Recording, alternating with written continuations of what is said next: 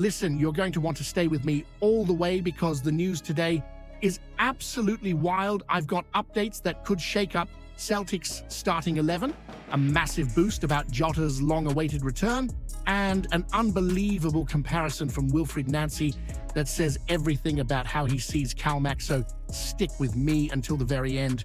We have 6 news a day to keep you updated with the mighty Celtic. Hit that subscribe button and be part of it.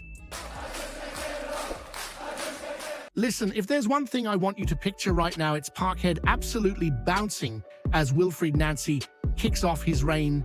And there's one lad I'm telling you needs to be right in the middle of it, Sebastian Tounekti. I'm watching this boy closely, and honestly, he's like one of those raw gems you find hidden away in a drawer at your grand's house. A bit rough, maybe missing the sharpest edge, but once you polish it, it shines brighter than the floodlights on a freezing night in paradise. You saw him early on, the swagger, the close control, the way he glides past folk like he's walking through Sucky Hall on a quiet Tuesday morning. But under Martin O'Neill, right at the end, he got benched. Nothing dramatic, nothing scandalous, but just enough to make you think, what on earth is going on?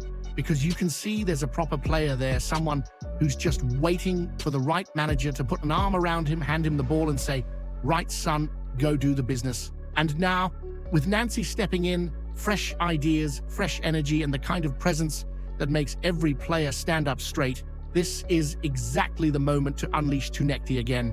Hearts are stumbling, Derek McInnes is rattled, and their back line is about as reliable as a Rangers excuse after dropping points. You put Tounekti out there, let him run at them, and suddenly the whole tone of this new era shifts. This isn't about sentiment. It's not charity minutes. It's about exploiting weaknesses, bringing flair, and showing the league that Celtic are not here to ease into anything. We're here to explode out the blocks. The lad only has 1 goal so far, but that means nothing. With the crowd roaring, Nancy's instructions ringing in his ears, and Deason dragging defenders all over the shop, Tounekti will have space to burn. And that's when he's dangerous. His ball carrying is elite, the kind of thing that makes fullbacks question their life decisions. He defends when he needs to, presses like he means it, and attacks with proper intent. That's exactly the profile Nancy loves. For me, this is simple. You put him on the pitch for Nancy's first match, and he delivers something big, a goal, an assist, a moment that signals a new chapter. Paradise becomes the stage, Tounekti becomes the spark, and the whole league gets a reminder that when Celtic smell blood, we absolutely go for it. Now let me ask you something that might ruffle a few feathers. Do you actually believe Tounekti should be a guaranteed starter under Nancy, or are you worried he's just another talent we'll waste if he doesn't explode immediately? Hit that subscribe button, lads. Let's gee it lolly till we hit 1,500 mad Celtic dafts. Jota coming back to Celtic feels like waiting for the kettle to boil on a cold Glasgow morning. You swear it's taking forever, but when it finally clicks, it's magic.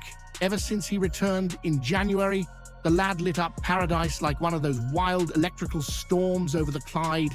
Then that brutal injury in April hit, and suddenly all that flair, spark, and swagger was gone from the left side. You felt the drop-off straight away. That's how good he is, and now at long last, you can sense the moment creeping closer. The new year's rolling in, and with it, the feeling that Jota's boots are about to dance on the Parkhead grass again. He was in Glasgow the other day for that meet and greet, smiling away as if he didn't have half the city counting down. The days to his return, Deason was with him, probably wondering how many selfies a human being can take before collapsing. But when Jota spoke, you could see it, that hunger. He said, recovery's going well, things are moving the right way, and he'll be back out there sooner rather than later. And look, I've watched enough injured Celtic players over the years to tell when someone's bluffing. This wasn't that. This was a lad itching to play, ready to burst out the blocks like one of Jock Stein's teams charging onto the pitch. And here's the part that gets me even more buzzing. When he comes back, he's coming back into Wilfried Nancy's world. Imagine that. Nancy finally getting his hands on a fully fit Jota, Seeing him glide through defenders instead of physio rooms, it's like giving a master chef a missing ingredient. You can tell Jota's ready for it as well.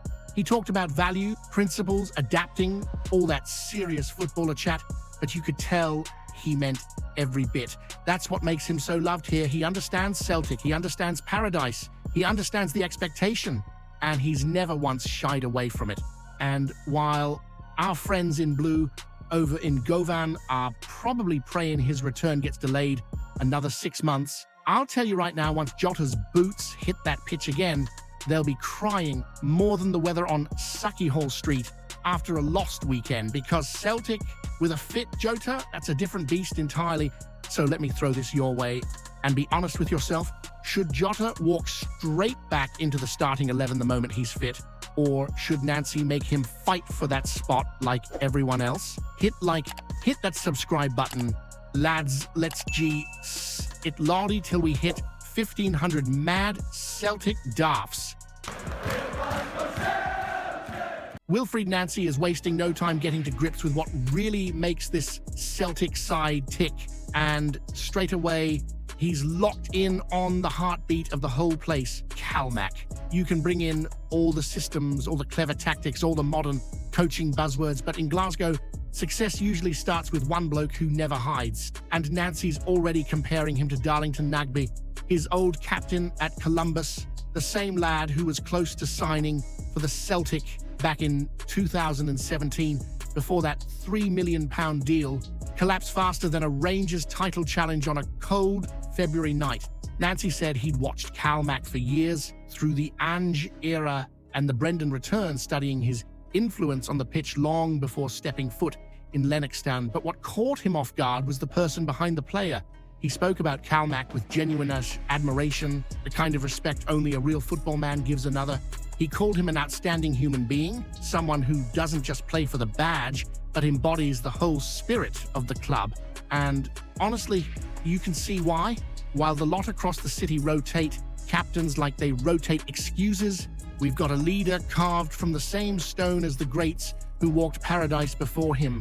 Nancy talked a lot about belonging, about players who understand what it actually means to wear these colors. That's something you simply can't fake.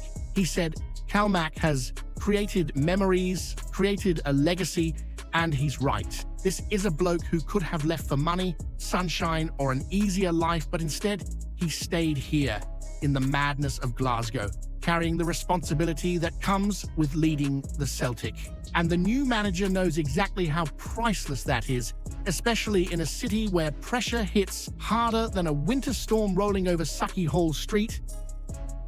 What I liked most was the way Nancy made it clear he wants Calmac to be empowered, trusted, and central to everything he does. That tells you he's not just a coach arriving with his own ego. He's someone smart enough to lean on the foundations already built, and he hinted there are others in the squad ready to follow that same path, which is brilliant. It means unity, it means standards, it means the kind of culture that rattles the neighbors more than any signing ever could. So let me throw you the big one, because I want the comments section absolutely on fire.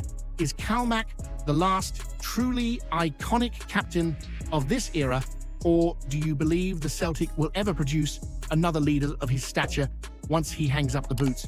Hit that subscribe button, lads. Let's G it, lady.